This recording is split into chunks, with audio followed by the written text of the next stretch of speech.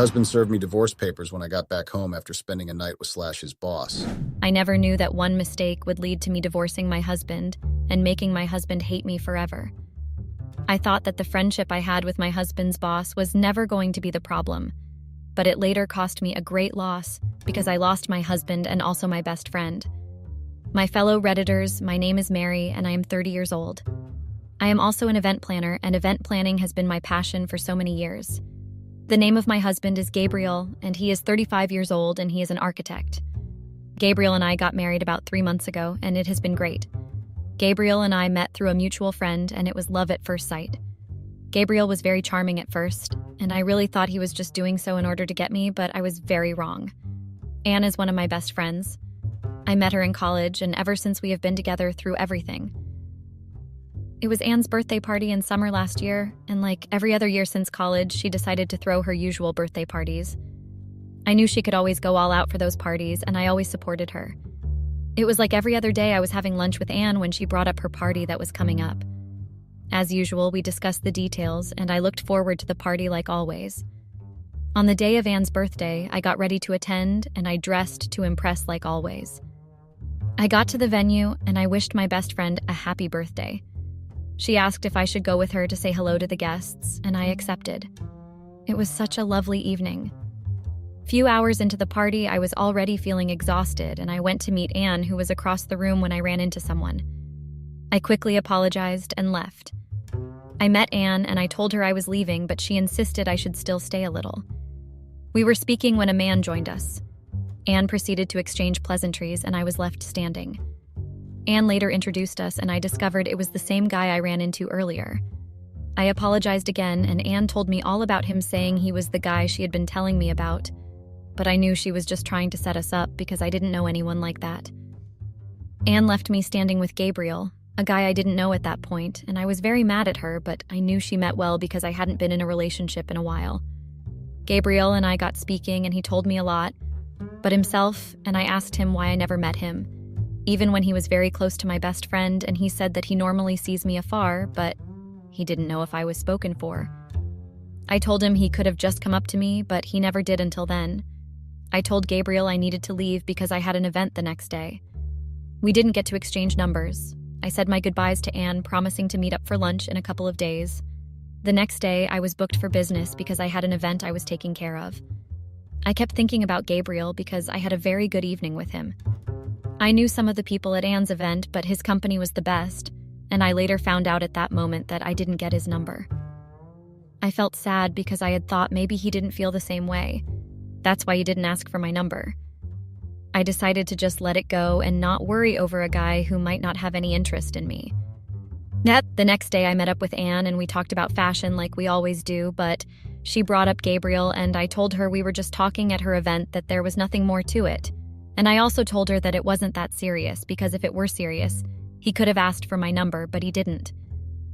Anne was surprised, and she went on to talk about how I shouldn't just wait for the guy to ask what I should have just given him. Anne, between the two of us, is the most forward. She could always get any guy she wanted. She always went for whatever she wanted. Anne somehow got my phone and dialed Gabriel's number before I could say anything to her. Gabriel picked the phone and I had no choice but to talk to him. I told him I was the one, and he was kind of surprised it was me because he wasn't expecting me to call, and I told him we never got around to exchanging numbers. We spoke for a few minutes and he had me out for lunch and I accepted. I ended the call and I didn't know what to do with Anne. I felt embarrassed. I called him because I didn't want to look desperate. But like always, we laughed over it, and I told her I had lunch with him the next day. That evening, I went to see my father. It had been a while since I knew we were repairing our relationship, because for a long time, I never knew who my father was, and at some point, I was able to find him, and I didn't know how to feel because I felt like he abandoned me. But instead, I discovered that he never knew I existed. He asked for a chance to be in my life, and I gave it to him. I didn't want to punish him for what he didn't know anything about.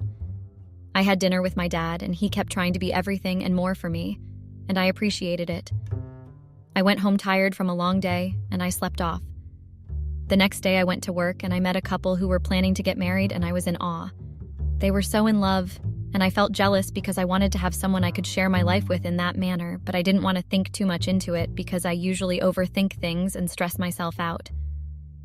I finished with the couple and it was already lunchtime. Not long after that, Gabriel came to pick me up. He took me to my favorite restaurant.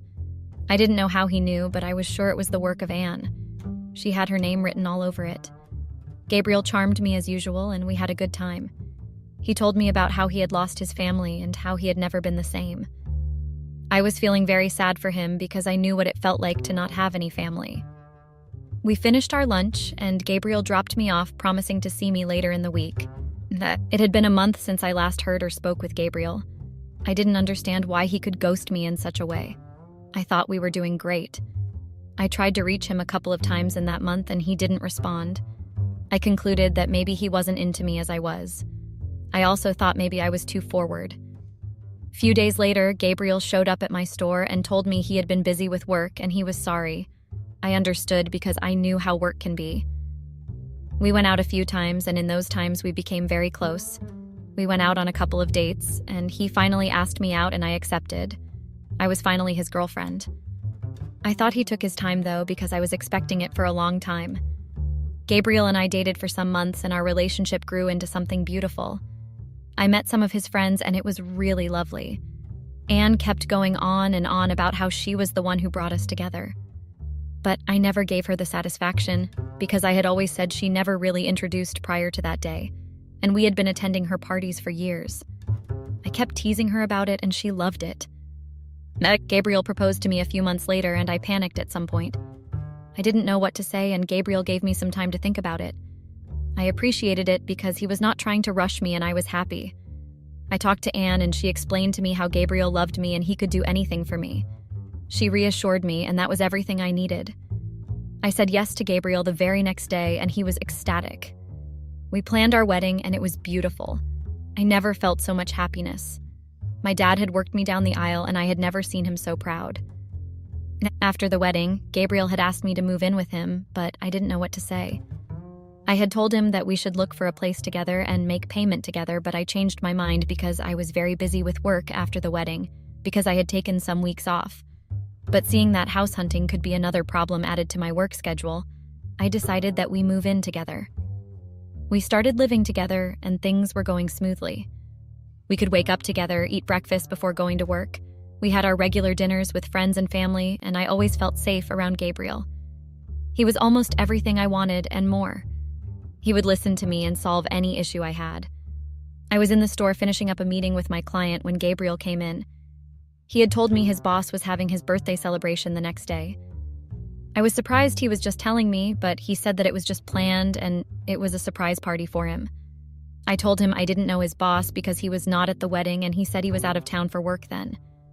I decided to go with him because I didn't want Gabriel by himself. I thought to ask Anne to get me something to wear, and like always, she delivered and I loved it.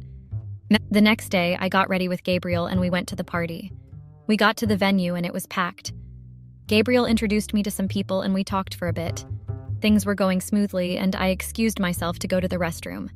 I finished up and headed back to my surprise. The birthday boy had already walked in.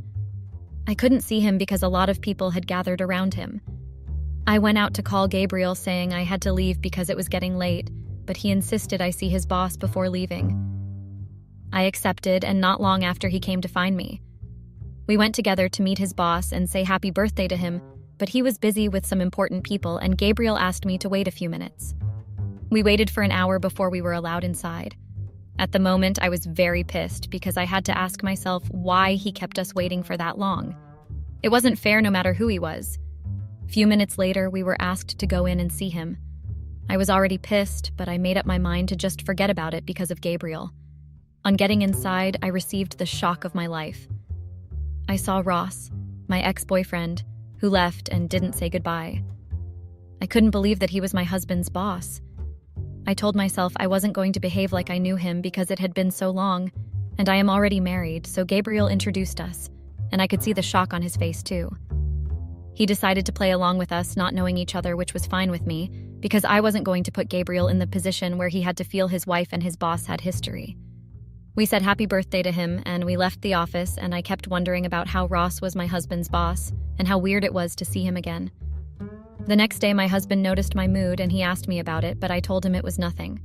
I wasn't going to tell him I had a kind of relationship with his boss. I went to work like usual, and I decided to take my mind off things and bury myself in some work. After a while, Anne came around and we talked about Ross. She was surprised about the dynamics, but I had to tell her not to mention anything to Gabriel, because at that point, I wasn't going to pursue anything with him. But my friend Anne warned me to stay away from Ross because I was married, and he was the one who had left me alone when we were still together. I took her advice because I wasn't about to destroy the marriage I had with Gabriel. A few weeks later, I was at home preparing dinner when Gabriel got back from work. We ate, and he had brought up this story of how we needed to attend their yearly gala organized by his company.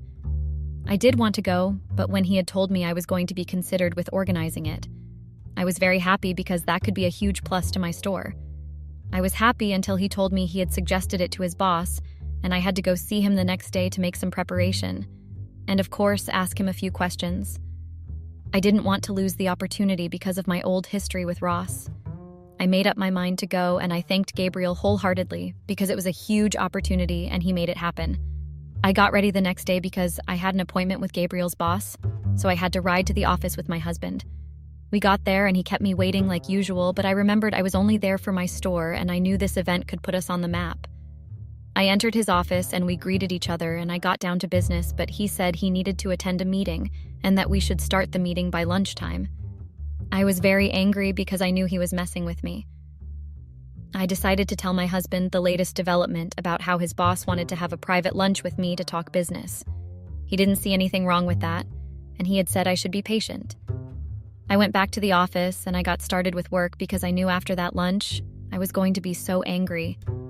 It was time for lunch and I wasn't feeling it because I was discouraged, and I knew it was just going to open old wounds.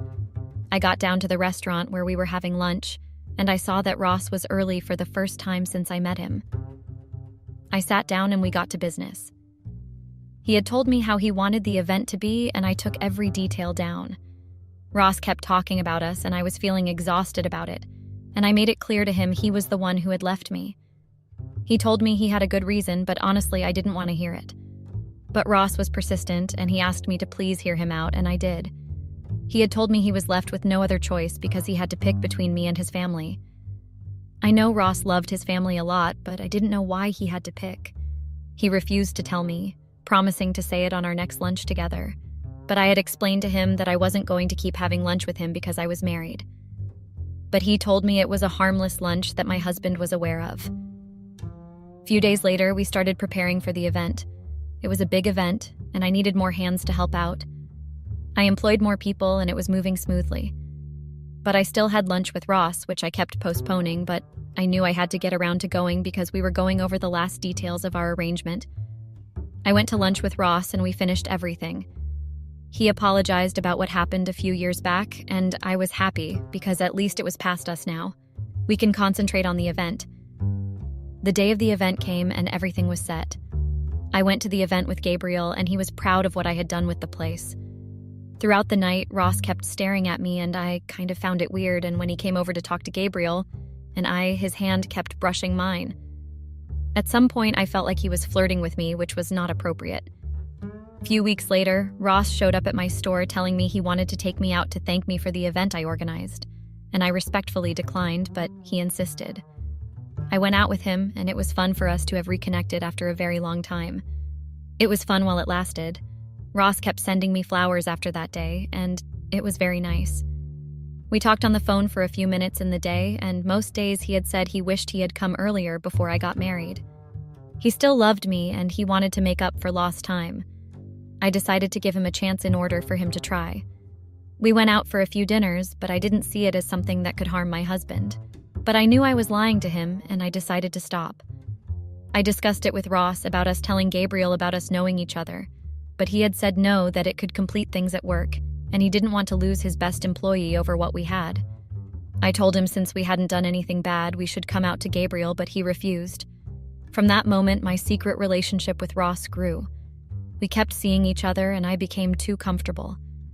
I felt like at some point my husband had suspicions about my late-night dinners, but he had thought it was just work. It was like every other day when I met up with Ross, and he had told me I should be creating enough time for us. I had to tell him I was married, and it could be very bad for either of us should my husband find out that we had been seeing each other secretly. But Ross kept asking for more time with him, which I gave in. Looking back now, I regret my decision because it had created problems for me. My husband and I started having issues, all because I wasn't at home anymore. And most days I wasn't at the store either. But I had to lie to him that I was busy with different clients and they were taking my time. He believed me for some couple of weeks before Ross had gone out of town for a business trip. I wasn't happy because I found myself to be missing him. I made plans for Gabriel, and I should go out for dinner since we had been having issues for some weeks now. We reconnected and everything was okay before Ross returned. I went back to see him, and at some point we ran into Anne at a restaurant. I didn't know what to say because she had warned me to stay away from Ross, but I didn't listen to her. She pulled me aside and he told me I was making a big mistake going out with my husband's boss, but I didn't listen to her. I told her it was nothing. I went back to meet up with Ross, and I didn't know that Anne had already gone behind my back to call my husband to the restaurant. I didn't know Gabriel came in secretly and saw me and his boss together. Ross took me to his house, and we spent the night together. The next morning, I saw Ross sleeping naked beside me. I felt like I had committed a big sin because everything that Anne had said to me was true. I was going after someone who did not care about me, someone who had abandoned me. I quickly got ready and I went back home to my husband, planning to apologize to him and tell him everything that had happened. But I got home to see that Gabriel was very angry at me, and he already had the divorce papers signed. He didn't allow me to explain anything.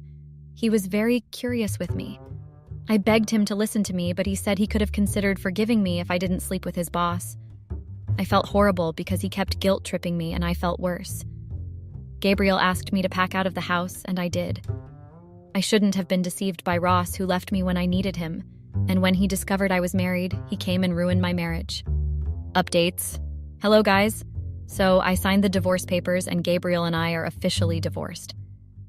It was very exhausting. I was not happy because it took a great toll on me. I lost my husband due to my foolishness. I was happy in that marriage, and I knew that my husband loved me, but I went after someone who I wasn't sure of. I heard that Gabriel had resigned from work and he has started his own business. I was happy for him. And through everything that was happening, Anne had come clean to me that she was the one who sold me out to my husband. At first, I was very furious as to why she did that, but she said I was going to a place I wasn't going to come back from. I understand she was only doing that for me to see I was throwing away my marriage for someone who wasn't worth it. But looking back now, I wished it never destroyed my marriage. Ever since that night and everything that happened after, Ross hasn't called me. I tried calling him a few times, but he ghosted me. That had made what I did even worse because I lost both sides. My relationship with Anne hasn't been the same ever since. I lost all contact with Gabriel. I am now staying with my father, and he has been very supportive. I couldn't have gone through this without his support. Hello, fellow Redditors. I find myself in a deeply distressing and confusing situation that I need to share. Recently, I discovered my wife was cheating on me with a man, her doctor to be precise. Overwhelmed with emotions and searching for some form of justice, I decided to video call AP's fiancé to expose their actions. Let me share the details of my shocking discovery and seek your advice on how to navigate this difficult time. During the video call, AP's fiancé was shocked and devastated to learn about the affair. She thanked me for bringing it to her attention and expressed her gratitude for my honesty. Now, I am grappling with the aftermath of this revelation and need guidance on how to handle the situation moving forward. First, some context. My name is David, 45, and my lovely wife, Mia, aged 33. My wife and I have been married for 6 years and have been through ups and downs, as any couple does. We had been trying to have kids for the longest time that I can remember, but all in vain. We had consulted various doctors and explored different fertility treatments, but unfortunately, none of them were successful. It was due to the ages we were in that we faced difficulties in conceiving. We realized that age can play a significant role in fertility, especially for women over 30. Despite the challenges we faced, we never lost hope and continued to support each other on this journey. I could see that my wife was slowly going into depression with the realization that we might not be able to have our own kids. We researched and educated ourselves about alternative options such as adoption or surrogacy, keeping an open mind to different paths to parenthood. Eventually, we made the decision to pursue in vitro fertilization (IVF) as our last attempt to conceive a child. I had brought the topic of adoption a couple of times in front of my wife. She vehemently dismissed it. My wife had been adamant on not to go the adoption route as she wanted a baby that was actually a part of her. She believed that the biological connection was crucial for her to fully experience motherhood.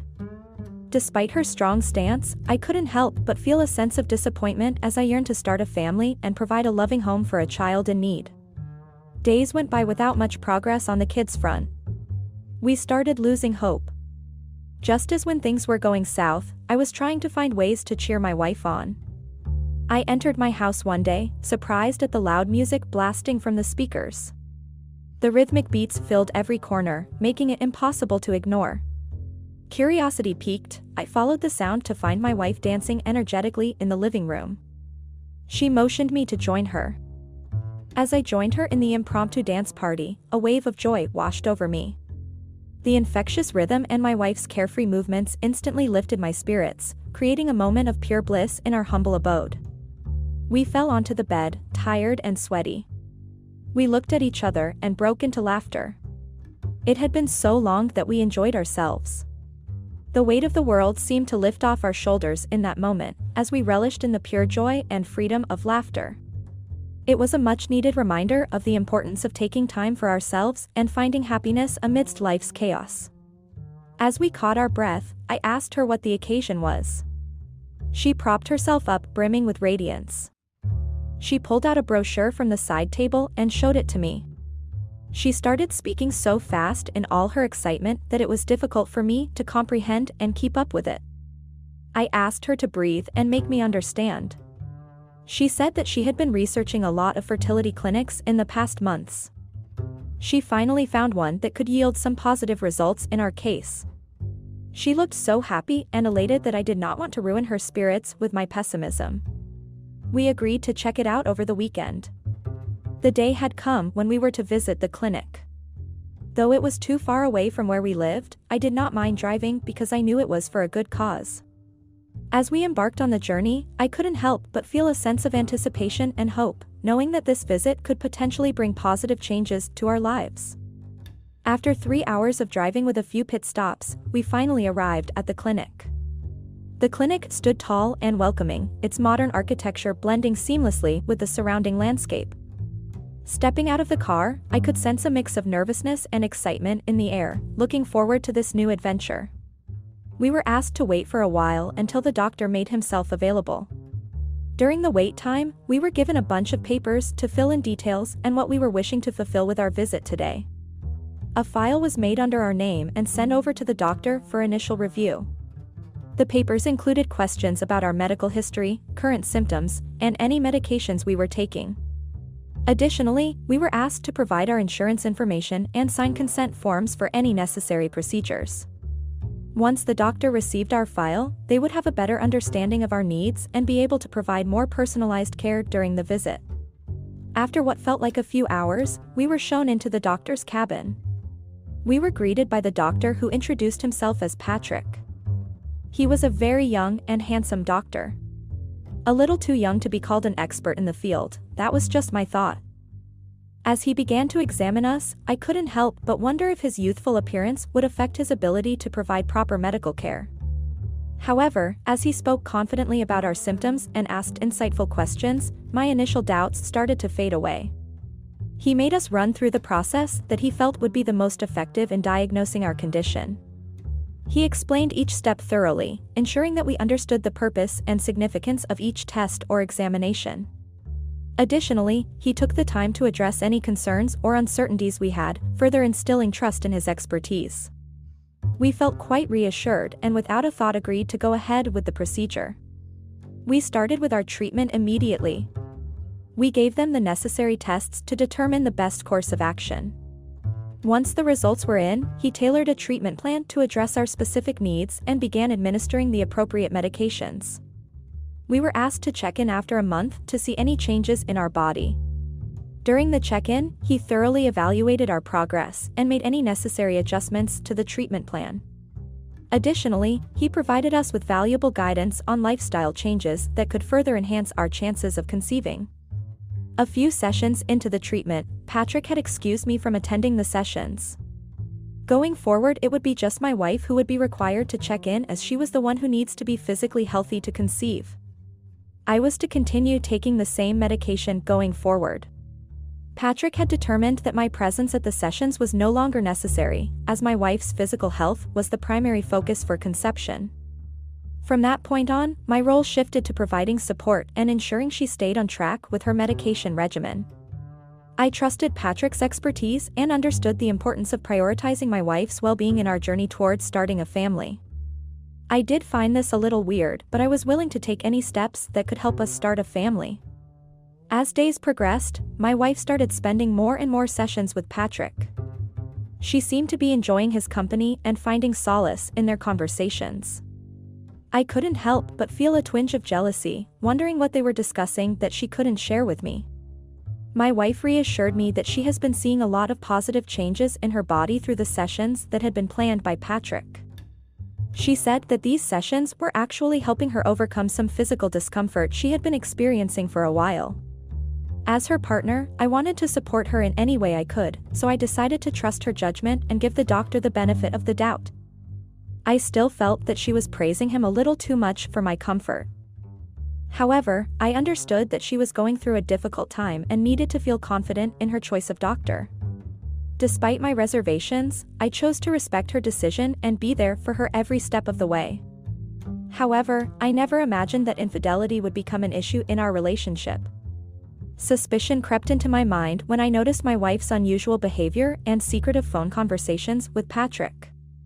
Initially, she would come home and discuss in detail about each session that she had been to, what were the tests conducted, how it went, and how she felt after each session. Gradually, the details started declining and she shared less and less with me. I couldn't help but feel a growing sense of unease as her communication with Patrick seemed to increase while her openness with me dwindled. It was as if a wall had been erected between us, leaving me questioning the true nature of their relationship and the reasons behind her sudden change in behavior. Unable to ignore my gut feeling, I began investigating discreetly. I started paying closer attention to her schedule and noticed inconsistencies in her whereabouts. Additionally, I discovered unfamiliar text messages and social media interactions that raised further doubts about her faithfulness. As I delved deeper into my investigation, I stumbled upon a series of late-night phone calls she had been receiving. The secretive nature of these conversations only intensified my suspicions, leaving me even more convinced that something was amiss in their relationship. It did not look like an ordinary patient-doctor relationship. The hushed tones and hurried exchanges during these phone calls hinted at a hidden agenda, raising questions about the true nature of their connection. The doctor's involvement seemed to extend beyond professional boundaries. In a fit of desperation, I considered confronting Patrick himself, but I ultimately decided it would be more impactful to involve his fiancée. My reasoning was that if someone alerted me to my wife's affair, I would appreciate the heads-up. With that in mind, I found his fiancée's contact information from the unending chats that were exchanged between them. I saved it on my phone and waited for the right moment to disclose this. As days went by, I couldn't shake off the feeling of guilt and uncertainty about my plan. However, the thought of potentially saving someone from heartbreak and betrayal kept pushing me forward. Later that week, my wife informed me that she has an appointment set up for another session with Patrick on Friday. I tried to act cool and wished her the best for her session. Also told her that I hope we can see some positive results soon. She gave a hug and said that surely soon we will probably have good news to share. Feeling a mix of anticipation and curiosity, I couldn't help but wonder what kind of breakthroughs my wife might experience during her session with Patrick.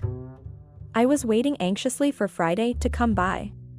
Just like every day, I waved my wife goodbye and left for work.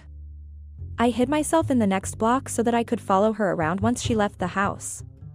As I watched her drive away, a feeling of unease washed over me. I did not have the heart to witness something that might break my heart. I followed her car through a safe distance, making sure that I remained unnoticed by her. Instead of taking the highway towards the clinic, she took a turn that led towards a different path. I was puzzled by this and nevertheless followed her. She made a stop at a park and got out of the car. I stopped my car at a distance and observed. She seemed to be waiting for someone as she kept looking around anxiously. After a few minutes, a man approached her and got into the car. It was none other than Patrick. They started kissing each other, fondling each other's bodies with a passionate intensity. Their desire for one another was palpable, as if they had been longing for this moment for a lifetime. The car became a sanctuary for their love, enveloping them in a world of shared intimacy and unspoken promises. He started undressing her, and that's when I decided that I can't take it anymore. I was shattered and heartbroken. I decided to call Patrick's fiancée and make her witness what she was unaware of. I dialed her number and got out of the car. I started walking towards my wife's car. She picked up and was puzzled to see someone she did not know. I pointed the camera towards the back of the car from where she could see clearly what was happening in the car. Both Mia and Patrick were unaware of my presence and busy with enjoying each other. As she watched the live footage, her expression transformed from confusion to shock and disbelief. The realization of their betrayal hit her like a ton of bricks, leaving her speechless and unable to comprehend the depth of their deception. It was her scream that brought them to their senses as they realized what was happening. My wife quickly grabbed her top to cover herself. I disconnected the call and started walking towards my car. My wife quickly dressed herself and ran out of her car towards me. She said that she did not mean to hide things from me. All she wanted was to have a kid of her own. But looking at our results, it was impossible to have a baby by ourselves. Patrick suggested that he could help us in this situation. I could not believe that this is the kind of help he suggested, and my wife of 6 years had agreed to such an absurd plan. He is a doctor, for God's sake. How could he suggest having sex with a patient and getting her pregnant without getting caught by her husband? Did she not trust me enough to take my help and discuss this with me so that we would be dealing with this phase together like always? And how would they be able to explain the sexting and the nude pictures that they were sharing with each other? I could read through the bullshit they were trying to throw at me.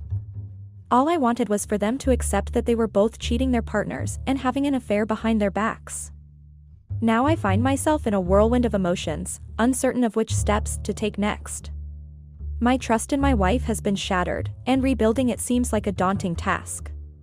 Part of me wants to seek separation or divorce, but I also can't help but wonder if there is a possibility for healing and resolution. I love my wife. I know that she was blinded by her desire to have kids, but that does not give her the right to have an affair with a doctor. It just makes me sick thinking about it. So, dear Redditors, I turn to you for advice, support, and guidance. Have any of you experienced a similar situation? How did you navigate the emotional roller coaster that accompanies such devastating betrayals? Should I consider reconciliation with my wife or seek a legal separation instead? How can I trust her again? And, in the case of a potential future with her, what steps should we take to rebuild our relationship? Please share your insights, personal stories, and suggestions. Your advice could make all the difference in helping me make a well-considered decision. Thank you for taking the time to read my story and for any input you may offer. TLDR, discovered my wife's infidelity with her doctor, so I decided to video call his fiancée to expose their affair. Seeking advice and guidance on how to handle the aftermath, whether to consider reconciliation or separation, and how to rebuild trust in the relationship. Any personal experiences or suggestions are highly appreciated. Update: a few months have passed after the revelation of the affair. It was a difficult phase. Both parties involved in the affair had to navigate through a range of emotions, including guilt, anger, and sadness. I cannot still wrap my head around the fact that my wife would agree to such an absurd arrangement with a stranger just to have a child of her own. Patrick's fiancée requested to meet me in person to thank me as she was appreciative of the honesty with which I had shown her his true colors. She mentioned that she had noticed some red flags in his behavior lately but had no concrete evidence until my call. We had a lengthy and emotional conversation about our shared experiences, pain, and the future we now both face. She expressed her gratitude for shedding light on Patrick's true character, as it helped her make an informed decision about their relationship. We discussed the importance of trust and how we can support each other moving forward, knowing that we both deserve happiness and fulfillment.